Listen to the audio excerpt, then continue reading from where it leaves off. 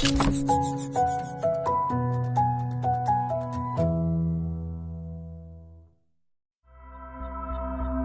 TV. The world is thinking.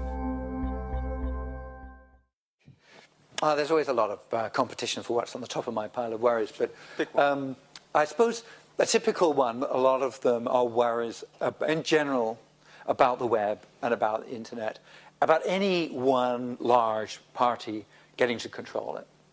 Because if you can control the internet, if you can control the web, if you can control what somebody sees, prevent them, make it much easier to get them to the website of one political party rather than another one, make it difficult for them to look at sites which are the wrong side of the, from your point of view, as an ISP of the abortion debate. No, then that's a very, very powerful tool. Also, if you can spy on everything I do, if you can spy on the clicks I make as I browse through the web and what comes back, you know a lot more about me than if you had a camera set up permanently in my living room. It's very boring in my living room. But when you see what I'm anxious about, what I'm querying for on the web, you know the types of cancer that the people I know are suffering from.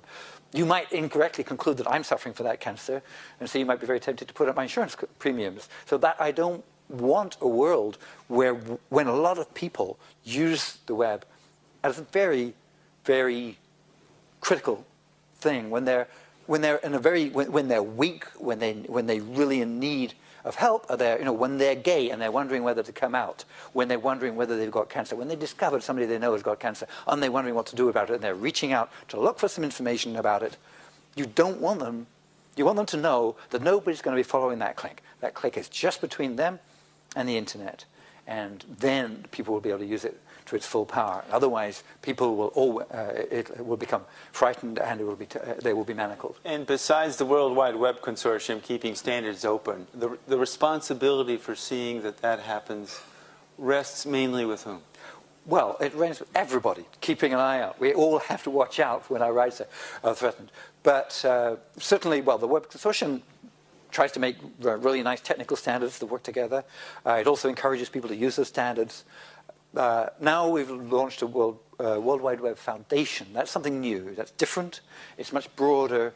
And the Web Foundation is really looking more broadly at whether the web serves humanity, trying to make sure that the web will serve humanity. And when you think about that, you realize that actually 80% of humanity doesn't use the web at all. So start off looking at that 80% and wondering how the web could serve them more easily or serve them better, wondering, do we understand the web as it is? Do we understand what will happen when the other 80% comes online?